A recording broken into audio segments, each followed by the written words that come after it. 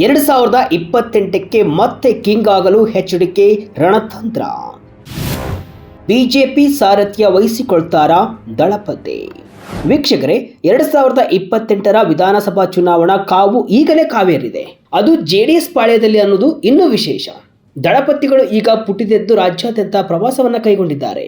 Full active ಆಗಿ ಈಗಿನಿಂದಲೇ 2028ರ ವಿಧಾನಸಭಾ ಚುನಾವಣೆಗೆ ಗ್ರೌಂಡ್ ವರ್ಕ್ ಅನ್ನು ಶುರು ಮಾಡಿದ್ದಾರೆ. ಇದಕ್ಕೆಲ್ಲ ಕಾರಣ master mind HDK Kumaraswamy. HDK ದಿಲ್ಲಿಯಲ್ಲಿ ಕುಳಿತಿರಬಹುದು, ಆದರೆ ರಾಜ್ಯದಲ್ಲಿ ಏನೇನು ರಣತಂತ್ರಗಳನ್ನು ಮಾಡಬಹುದು ಅದನ್ನು ನೀಟಾಗಿ ಅಚ್ಚುಕಟ್ಟಾಗಿ ಮಾಡ್ತಿದ್ದಾರೆ. ಈಗಾಗಲೇ ರಾಜ್ಯ ರಾಜಕಾರಣಕ್ಕೆ ಮರಳುವುದಾಗಿ ಬಹಿರಂಗವಾಗಿ ಘೋಷಣೆ ಮಾಡಿದ್ದಾರೆ. ಕೇವಲ ಘೋಷಣೆ ಮಾಡಿದ್ದಾರಾ? ಖಂಡಿತ ಇಲ್ಲ. ಅದಕ್ಕೆ ತಕ್ಕನಾಗಿ ಬ್ಲೂ ಪ್ರಿಂಟ್ ರೆಡಿ ಮಾಡಿ ಈಗಿನಿಂದಲೇ ಚಕ್ರವ್ಯೂಹವನ್ನು ಹೆಣೆದಿದ್ದಾರೆ. ಕೇವಲ ಕಿಂಗ್ ಮೇಕರ್ ಆಗುವುದಿಲ್ಲ, ಬದಲಾಗಿ ಬಿಜೆಪಿಯ ಮೈತ್ರಿಯೊಂದಿಗೆ ಪೂರ್ಣ ಪ್ರಮಾಣದಲ್ಲಿ ಅಧಿಕಾರದ ಚುಕ್ಕಾಣಿ ಹಿಡಿಯುವ ಇಂಗಿತವನ್ನು ಕೂಡ ಅವರು ವ್ಯಕ್ತಪಡಿಸಿದ್ದಾರೆ. ಹಳೆ ಮೈಸೂರು ಭಾಗದಲ್ಲಿ ಮತ್ತೆ ಜೆಡಿಎಸ್ ಭದ್ರಕೋಟೆಯನ್ನು ನಿರ್ಮಿಸಲು ಸ್ವತಃ ಕುಮಾರಸ್ವಾಮಿ ಅಖಾಡಕ್ಕಿಳಿದಿದ್ದಾರೆ. ಕುಮಾರಸ್ವಾಮಿ ಕೇವಲ ಹೇಳಿಕೆಯನ್ನ ನೀಡಿಲ್ಲ, ಬದಲಾಗಿ ಕಾಂಗ್ರೆಸ್ ಸರ್ಕಾರದ ವಿರುದ್ಧ ಮತ್ತು ಮುಂಬರುವ ದಿನಗಳಲ್ಲಿ ಜೆಡಿಎಸ್ ಬಿಜೆಪಿ ಮೈತ್ರಿಕೂಟ ಹೇಗಿರಬೇಕು, ಹೇಗೆ ಹೋರಾಟವನ್ನು ರೂಪಿಸಿಕೊಳ್ಳಬೇಕು ಎಲ್ಲವನ್ನೂ ಕೂಡ ರೆಡಿ ಮಾಡಿದ್ದಾರಂತೆ. ಮತ್ತೊಮ್ಮೆ ಅವರು ಸಿಎಂ ಗದ್ದುಗೆ ಮೇಲೆ ಏರಲು ಬಿಗ್ ಪ್ಲಾನ್ ಅನ್ನು ನಡೆಸಿದ್ದು ಈಗಿನಿಂದಲೇ ದಳಪತಿಗಳು ದಂಡಯಾತ್ರೆಯನ್ನು ಶುರು ಮಾಡಿದ್ದಾರೆ. ಹಾಗಾದರೆ ಕುಮಾರಸ್ವಾಮಿ ಮಾಸ್ಟರ್ ಪ್ಲಾನ್ ಏನು? ಎಚ್ಡಿಕೆ ನಾಯಕತ್ವವನ್ನು ಬಿಜೆಪಿ ಒಪ್ಪಿಕೊಳ್ಳುತ್ತಾ? ಮೈತ್ರಿಯ ಮುಂದಿನ ಸಿಎಂ ಅಭ್ಯರ್ಥಿ ಯಾರು? ಇನ್ಸೈಡ್ ಮಾಹಿತಿ ಇಲ್ಲಿದೆ. ಹಳೆ ಮೈಸೂರು ಭಾಗದಲ್ಲಿ ರಣಕಹಳೆ. ವೀಕ್ಷಕರೇ, ನಾನು ಆಗಲೇ ಹೇಳಿದ ಹಾಗೆ ಕುಮಾರಸ್ವಾಮಿ ಕೇವಲ ಬಾಯಿ ಮಾತಿಗೆ ರಾಜ್ಯ ರಾಜಕಾರಣಕ್ಕೆ ಮರಳುತ್ತೇನೆ ಅಂತ ಹೇಳಿಲ್ಲ. ಅವರು ಸೈಲೆಂಟ್ ಆಗಿಯೇ ಅಚ್ಚುಕಟ್ಟಾಗಿ ಕೆಲಸವನ್ನು ಮಾಡ್ತಿದ್ದಾರೆ. ಕೇಂದ್ರ ಸಚಿವರಾದ ಬಳಿಕ ಕುಮಾರಸ್ವಾಮಿ ಅವರು ದೆಹಲಿ ರಾಜಕಾರಣಕ್ಕೆ ಸೀಮಿತವಾಗ್ತಾರೆ ಅಂತ ಭಾವಿಸಿದವರಿಗೆ ಎಚ್ಡಿಕೆ ಈಗ ನೇರ ಶಾಕ್ ಅನ್ನು ಕೊಟ್ಟಿದ್ದಾರೆ.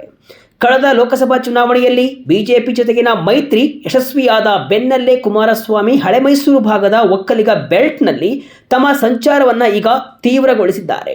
ಇದು ಕೇವಲ ಪ್ರವಾಸವಲ್ಲ, ಬದಲಾಗಿ ಕುಗ್ಗಿ ಹೋಗಿದ್ದ ಜೆಡಿಎಸ್ ಕಾರ್ಯಕರ್ತರಲ್ಲಿ ಹೊಸ ಚೈತನ್ಯ ತುಂಬುವ ಪ್ರಯತ್ನ. ಇಲ್ಲಿ ಗಮನಿಸಬೇಕಾದ ಪ್ರಮುಖ ರಾಜಕೀಯ ಬೆಳವಣಿಗೆ ಅಂದರೆ ಚಾಮುಂಡೇಶ್ವರಿ ಕ್ಷೇತ್ರದ ಶಾಸಕ ಜಿಟಿ ದೇವೇಗೌಡರ ವಿಚಾರದಲ್ಲಿ ಕುಮಾರಸ್ವಾಮಿ ತೆಗೆದುಕೊಂಡಿರುವ ಕಠಿಣ ನಿಲುವು. ಇತ್ತೀಚೆಗೆ ಪಕ್ಷದ ನಾಯಕತ್ವದ ವಿರುದ್ಧ ಮುನಿಸಿಕೊಂಡಿರುವ ಜಿಟಿಡಿ ಅವರಿಗೆ ಕುಮಾರಸ್ವಾಮಿ ಪರೋಕ್ಷವಾಗಿ ಖಡಕ್ ಸಂದೇಶವನ್ನು ರವಾನಿಸಿದ್ದಾರೆ. ಪಕ್ಷದಲ್ಲಿ ಯಾರು ಅನಿವಾರ್ಯವಲ್ಲ, ಕಾರ್ಯಕರ್ತರೇ ನಮ್ಮ ಶಕ್ತಿ ಎನ್ನುವ ಮೂಲಕ ಜೆಡಿಎಸ್ ಇನ್ನು ಮುಂದೆ ವ್ಯಕ್ತಿಗತ ಪ್ರಭಾವಕ್ಕಿಂತ ಪಕ್ಷದ ಸಂಘಟನೆಗೆ ಮತ್ತು ಮೈತ್ರಿ ಧರ್ಮಕ್ಕೆ ಹೆಚ್ಚು ಒತ್ತು ನೀಡಲಿದೆ ಎಂಬುದನ್ನು ಸ್ಪಷ್ಟಪಡಿಸಿದ್ದಾರೆ. 2028ರ ವೇಳೆಗೆ ಪಕ್ಷವನ್ನು ತಳಮಟ್ಟದಿಂದ ಬಲಪಡಿಸಿ ಯಾರು ಪಕ್ಷ ಬಿಟ್ಟರೂ ತೊಂದರೆ ಇಲ್ಲ ಎಂಬ ಹಂತಕ್ಕೆ ಜೆಡಿಎಸ್ ಅನ್ನು ಬೆಳೆಸುವುದು ಕುಮಾರಸ್ವಾಮಿ ಅವರ ತಂತ್ರವಾಗಿದೆ. ಎಚ್ಡಿಕೆ ಓಟಕ್ಕೆ ಬಿಜೆಪಿ ಏನು ಹೇಳುತ್ತೆ? 2024ರ ಲೋಕಸಭಾ ಚುನಾವಣೆಯ ಫಲಿತಾಂಶ ಬಿಜೆಪಿ ಮತ್ತು ಜೆಡಿಎಸ್ ಎರಡೂ ಪಕ್ಷಗಳಿಗೆ ಒಂದು ದೊಡ್ಡ ಪಾಠವನ್ನು ಕಲಿಸಿದೆ. ಅದೇನೆಂದರೆ, ಒಗ್ಗೂಡಿದರೆ ಗೆಲುವು, ಇಲ್ಲದಿದ್ದರೆ ಸೋಲು. ತುಮಕೂರಿನಲ್ಲಿ ವಿ ಸೋಮಣ್ಣ ಅವರ ಗೆಲುವು ಈ ಮೈತ್ರಿಯ ಯಶಸ್ಸಿಗೆ ಸಾಕ್ಷಿ. ದೇವೇಗೌಡರು ಮತ್ತು ಕುಮಾರಸ್ವಾಮಿ ಅವರ ಬೆಂಬಲವಿಲ್ಲದಿದ್ದರೆ ಹಳೆ ಮೈಸೂರು ಭಾಗದಲ್ಲಿ ಬಿಜೆಪಿ ಕಮಲ ಅರಳಿಸುವುದು ಕಷ್ಟ ಎಂಬುದು ಸ್ವತಃ ಬಿಜೆಪಿ ನಾಯಕರಿಗೂ ಕೂಡ ಅರಿವಾಗಿದೆ. ಇದಕ್ಕೆ ಪುಷ್ಟಿ ನೀಡುವಂತೆ ತುಮಕೂರು ಗ್ರಾಮಾಂತರದ ಬಿಜೆಪಿ ಶಾಸಕ ಬಿ ಸುರೇಶ್ ಗೌಡ ಅವರು ನೀಡಿರುವ ಹೇಳಿಕೆ ಅತ್ಯಂತ ಮಹತ್ವದಾಗಿದೆ. ಇತ್ತೀಚೆಗೆ ಕುಮಾರಸ್ವಾಮಿ ಅವರನ್ನು ಧಾರ್ಮಿಕ ಕಾರ್ಯಕ್ರಮವೊಂದಕ್ಕೆ ಆಹ್ವಾನಿಸಿದ ಸುರೇಶ್ ಗೌಡ, ಬಿಜೆಪಿ ಮತ್ತು ಜೆಡಿಎಸ್ ಮೈತ್ರಿ ಹೀಗೆಯೇ ಮುಂದುವರೆದರೆ 2028ರಲ್ಲಿ ಅದರಲ್ಲೂ ಹಳೆ ಮೈಸೂರು ಭಾಗದಲ್ಲಿ ಕಾಂಗ್ರೆಸ್ ಒಂದೇ ಒಂದು ಸ್ಥಾನವನ್ನು ಗೆಲ್ಲಲು ಸಾಧ್ಯವಿಲ್ಲ ಅಂತ ಭವಿಷ್ಯವನ್ನು ನುಡಿದಿದ್ದಾರೆ. ಅಷ್ಟೇ ಅಲ್ಲ, ಮೈತ್ರಿ ಏರ್ಪಟ್ಟ ತಕ್ಷಣವೇ ತಾವು ಕುಮಾರಸ್ವಾಮಿಯವರ ಬಿಡದಿ ತೋಟಕ್ಕೆ ಹೋಗಿ ಆಶೀರ್ವಾದವನ್ನು ಪಡೆದಿದ್ದಾಗಿ ಹೇಳುವ ಮೂಲಕ ಕುಮಾರಸ್ವಾಮಿಯವರನ್ನು ತಮ್ಮ ನಾಯಕ ಅಂತ ಒಪ್ಪಿಕೊಂಡಿರುವುದಾಗಿ ಬಹಿರಂಗಪಡಿಸಿದ್ದಾರೆ. ಬಿಜೆಪಿಯ ಹಲವು ನಾಯಕರು ಖಾಸಗಿಯಾಗಿ ಒಪ್ಪಿಕೊಳ್ಳುವಂತೆ ದೇವೇಗೌಡರು ಮತ್ತು ಕುಮಾರಸ್ವಾಮಿ ಜೋಡಿ ಒಂದು ಪ್ರಬಲ ಶಕ್ತಿ. ಈ ಶಕ್ತಿಯನ್ನು ಕಡೆಗಣಿಸಿ ದಕ್ಷಿಣ ಕರ್ನಾಟಕದಲ್ಲಿ ರಾಜಕಾರಣ ಮಾಡುವುದು ಬಿಜೆಪಿಗೆ ಅಸಾಧ್ಯ.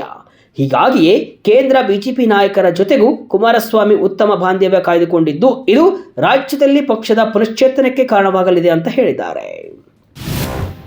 ಬೆಂಗಳೂರಿನ ಮೇಲೆ ಕುಮಾರಸ್ವಾಮಿ ಕಣ್ಣು. ಕೇವಲ ಗ್ರಾಮೀಣ ಭಾಗವಷ್ಟೇ ಅಲ್ಲ, ಕುಮಾರಸ್ವಾಮಿ ಅವರ ಟಾರ್ಗೆಟ್ ಈಗ ಗ್ರೇಟರ್ ಬೆಂಗಳೂರು ಕೂಡ ಹೌದು. ಮುಂಬರುವ ಗ್ರೇಟರ್ ಬೆಂಗಳೂರು ಆಡಳಿತ ಮಂಡಳಿ ಅಂದರೆ GBA ಚುನಾವಣೆ ಮತ್ತು ಜಿಲ್ಲಾ ತಾಲೂಕು ಪಂಚಾಯಿತಿ ಚುನಾವಣೆಗಳಲ್ಲಿ ಈ ಮೈತ್ರಿ ಮ್ಯಾಜಿಕ್ ಮಾಡುವ ನಿರೀಕ್ಷೆ ಇದೆ. ಬಿಜೆಪಿ ನಾಯಕರ ಲೆಕ್ಕಾಚಾರದ ಪ್ರಕಾರ ಯಶವಂತಪುರ, ಮಹಾಲಕ್ಷ್ಮಿ ಲೇಔಟ್, ಬೆಂಗಳೂರು ದಕ್ಷಿಣದಂತಹ ಕ್ಷೇತ್ರಗಳಲ್ಲಿ ಜೆಡಿಎಸ್ ತನ್ನದೇ ಆದ ಮತ ಬ್ಯಾಂಕ್ ಅನ್ನು ಹೊಂದಿದೆ. ಒಕ್ಕಲಿಗ ಪ್ರಾಬಲ್ಯವಿರುವ ಬೆಂಗಳೂರಿನ ಹೊರವಲಯದ ಕ್ಷೇತ್ರಗಳಲ್ಲಿ ಜೆಡಿಎಸ್ ಮತಗಳು ಮತ್ತು ಬಿಜೆಪಿಯ ಸಾಂಪ್ರದಾಯಿಕ ಮತಗಳು ಸೇರಿದರೆ ಕನಿಷ್ಠ 30ರಿಂದ 35 ಸ್ಥಾನಗಳನ್ನು ಸುಲಭವಾಗಿ ಗೆಲ್ಲಬಹುದು ಎಂಬುದು ಮೈತ್ರಿಕೂಟದ ಲೆಕ್ಕಾಚಾರ. ಇದು ಕಾಂಗ್ರೆಸ್ಗೆ ದೊಡ್ಡ ತಲೆನೋವಾಗಿ ಪರಿಣಮಿಸಲಿದೆ. ಕುಮಾರಸ್ವಾಮಿ ಅವರು ಬೆಂಗಳೂರಿನ ಅಭಿವೃದ್ಧಿಯ ಬಗ್ಗೆಯೂ ಕೂಡ ಆಗಾಗ ಮಾತನಾಡ್ತಾ ಇರುವುದು ಈ ಚುನಾವಣಾ ತಂತ್ರದ ಭಾಗವೇ ಆಗಿದೆ. ಮೈತ್ರಿಯಲ್ಲಿ ಸಿಎಂ ಅಭ್ಯರ್ಥಿ ಯಾರು? ಎಲ್ಲಕ್ಕಿಂತ ದೊಡ್ಡ ಪ್ರಶ್ನೆ, 2028ರಲ್ಲಿ ಮೈತ್ರಿಕೂಟ ಅಧಿಕಾರಕ್ಕೆ ಬಂದರೆ ಮುಖ್ಯಮಂತ್ರಿ ಯಾರು? ಕುಮಾರಸ್ವಾಮಿ ಮತ್ತೆ ಸಿಎಂ ಆಗ್ತಾರಾ?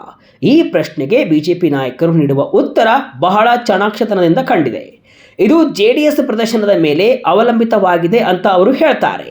ಪ್ರಸ್ತುತ ವಿಧಾನಸಭೆಯಲ್ಲಿ ಎನ್ಡಿಎ ಮೈತ್ರಿಕೂಟದ ಬಳಿ 81 ಶಾಸಕರಿದ್ದಾರೆ. ಇದರಲ್ಲಿ ಬಿಜೆಪಿ 63 ಮತ್ತು ಜೆಡಿಎಸ್ 18 ಸ್ಥಾನಗಳನ್ನು ಹೊಂದಿದೆ. ವಾಸ್ತವಿಕವಾಗಿ ನೋಡಿದರೆ ಸಂಖ್ಯೆಯ ಆಟದಲ್ಲಿ ಬಿಜೆಪಿ ಮುಂದೆ ಇದೆ. ಆದರೆ ರಾಜಕೀಯದಲ್ಲಿ ಕೇವಲ ಸಂಖ್ಯೆಗಳಲ್ಲ, ಜಾತಿ ಸಮೀಕರಣವೂ ಕೂಡ ಮುಖ್ಯವಾಗುತ್ತೆ.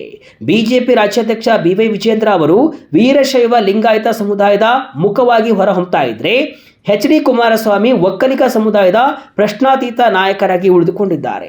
ರಾಜ್ಯದ 2 ಪ್ರಬಲ ಸಮುದಾಯಗಳಾದ ಲಿಂಗಾಯತ ಮತ್ತು ಒಕ್ಕಲಿಗ ಮತಗಳು ಒಂದೇ ಬುಟ್ಟಿಗೆ ಬಿದ್ದರೆ ಕಾಂಗ್ರೆಸ್ನ ಅಹಿಂದ ಮತ ಬ್ಯಾಂಕ್ ಅನ್ನು ಒಡೆಯುವುದು ಸುಲಭ ಎಂಬುದು ಈ ನಾಯಕರ ಲೆಕ್ಕಾಚಾರ. ಹೀಗಾಗಿ 2028ರಲ್ಲಿ ಜೆಡಿಎಸ್ ತನ್ನ ಶಾಸಕರ ಸಂಖ್ಯೆಯನ್ನು 18ರಿಂದ ಗಣನೀಯವಾಗಿ ಏರಿಸಿಕೊಂಡ್ರೆ ಮತ್ತು ಬಿಜೆಪಿಗೆ ಬಹುಮತಕ್ಕೆ ಕೊರತೆ ಬಿದ್ದರೆ ಕುಮಾರಸ್ವಾಮಿ ಮತ್ತೊಮ್ಮೆ ಮುಖ್ಯಮಂತ್ರಿ ಕುರ್ಚಿಯ ಪ್ರಬಲ ಆಕಾಂಕ್ಷಿಯಾಗುವುದರಲ್ಲಿ ಅನುಮಾನವಿಲ್ಲ. ಬಿಜೆಪಿ ಕೂಡ ಅಧಿಕಾರ ಹಿಡಿಯಲು ಕುಮಾರಸ್ವಾಮಿ ಅವರ ಜನಪ್ರಿಯತೆಯನ್ನು ಬಳಸಿಕೊಳ್ಳಲು ಕೂಡ ಸಿದ್ಧವಿರುವಂತೆ ಕಾಣ್ತಾ ಇದೆ. ಕುಮಾರಸ್ವಾಮಿ ಕಮ್ ಬ್ಯಾಕ್ ರಹಸ್ಯವೇನು? ಕುಮಾರಸ್ವಾಮಿ ಅವರು 2028ಕ್ಕೆ ಮರಳುತ್ತೇವೆ ಅಂತ ಹೇಳಲು ಪ್ರಮುಖ ಕಾರಣವೇನೆಂದರೆ, ರಾಜ್ಯ ಕಾಂಗ್ರೆಸ್ ಸರ್ಕಾರದ ಆಡಳಿತ ವಿರೋಧಿ ಅಲೆ ಭವಿಷ್ಯದಲ್ಲಿ ಹೆಚ್ಚಾಗಬಹುದು ಎಂಬ ನಿರೀಕ್ಷೆ ಕುಮಾರಸ್ವಾಮಿ ಇದೆ. ಅಲ್ಲದೆ ಜೆಡಿಎಸ್ ಪಕ್ಷದ ಅಸ್ತಿತ್ವ ಉಳಿಸಿಕೊಳ್ಳಲು ಕೂಡ ಅವರು ರಾಜ್ಯ ರಾಜಕಾರಣದಲ್ಲಿ ಸಕ್ರಿಯರಾಗಲೇಬೇಕಾದಂತಹ ಅನಿವಾರ್ಯತೆ ಇದೆ. ದೆಹಲಿಯಲ್ಲಿ ಕುಳಿತು ರಾಜ್ಯದ ಪ್ರಾದೇಶಿಕ ಪಕ್ಷವೊಂದನ್ನು ಮುನ್ನಡೆಸುವುದು ಕಷ್ಟ. ತಮ್ಮ ಕಾರ್ಯಕರ್ತರನ್ನು ಹಿಡಿದಿಟ್ಟುಕೊಳ್ಳಲು ನಾನು ಬಂದೇ ಬರ್ತೇನೆ ಎಂಬ ಭರವಸೆ ನೀಡುವುದು ಕೂಡ ಅತ್ಯಗತ್ಯ. ಅಲ್ಲದೆ ಒಕ್ಕಲಿಗ ಮತ ಬ್ಯಾಂಕ್ ಮೇಲೆ ಕಾಂಗ್ರೆಸ್ ನಾಯಕ DK ಶಿವಕುಮಾರ್ ಅವರು ಪ್ರಬಲ ಹಿಡಿತವನ್ನು ಸಾಧಿಸಲು ಪ್ರಯತ್ನವನ್ನು ಪಡ್ತಿದ್ದಾರೆ. ಇದನ್ನು ತಡೆಯಲು ಕುಮಾರಸ್ವಾಮಿ ತಾವೇ ಖುದ್ದಾಗಿ ಫೀಲ್ಡ್ಗೆ ಇಳಿಯುವುದು ಈಗ ಅನಿವಾರ್ಯವಾಗಿದೆ.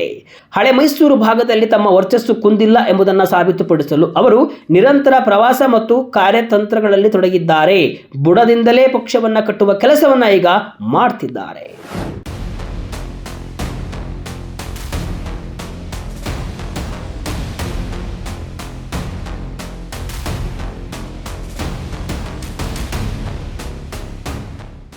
ಒಟ್ಟಾರೆಯಾಗಿ ಹೇಳುವುದಾದರೆ 2028ರ ಚುನಾವಣೆಗೆ ಈಗಿನಿಂದಲೇ ತಾಲೀಮು ಶುರುವಾಗಿದೆ. HD ಕುಮಾರಸ್ವಾಮಿ ಅವರು ಕೇಂದ್ರ ಸಚಿವರಾಗಿದ್ದರೂ ಕೂಡ ಅವರ ರಾಜಕೀಯ ದಾಳಗಳೆಲ್ಲವೂ ಕೂಡ ಕರ್ನಾಟಕದ ಚದುರಂಗದ ಮಣೆಯ ಮೇಲೆಯೇ ನಡೀತಾ ಇದೆ. ಬಿಜೆಪಿ ಮತ್ತು ಜೆಡಿಎಸ್ ಮೈತ್ರಿ ಕೇವಲ ಲೋಕಸಭೆಗೆ ಸೀಮಿತವಾಗದೆ ಸ್ಥಳೀಯ ಸಂಸ್ಥೆಗಳಿಂದ ಹಿಡಿದು ವಿಧಾನಸಭೆಯವರೆಗೂ ಕೂಡ ಮುಂದುವರಿಯಲಿದೆ ಎಂಬುದು ಕೂಡ ಸ್ಪಷ್ಟವಾಗ್ತಾ ಇದೆ. GT ದೇವೇಗೌಡರಂತಹ ಹಿರಿಯ ನಾಯಕರ ಮುನಿಸಿನ ನಡುವೆಯೂ ಪಕ್ಷವನ್ನು ಮುನ್ನಡೆಸುವುದು, ಬಿಜೆಪಿಯ ವಿಶ್ವಾಸವನ್ನು ಗಳಿಸುವುದು ಮತ್ತು ಕಾಂಗ್ರೆಸ್ನ ಗ್ಯಾರಂಟಿ ರಾಜಕೀಯವನ್ನು ಎದುರಿಸುವುದು ಕುಮಾರಸ್ವಾಮಿಯವರ ಮುಂದಿರುವಂತಹ ಸವಾಲುಗಳು.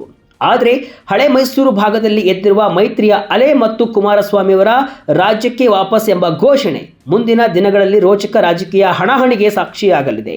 ಈ ಮೈತ್ರಿಕೂಟ 2028ರಲ್ಲಿ ಕಾಂಗ್ರೆಸ್ ಮುಕ್ತ ಹಳೆ ಮೈಸೂರು ಭಾಗವನ್ನು ಸೃಷ್ಟಿಸುತ್ತಾ ಅಥವಾ ರಾಜಕೀಯದ ಈ ಆಟದಲ್ಲಿ ಬೇರೆಯದ್ದೇ ತಿರುವುಗಳು ಎದುರಾಗುತ್ತಾ ಕಾದು ನೋಡಬೇಕಿದೆ.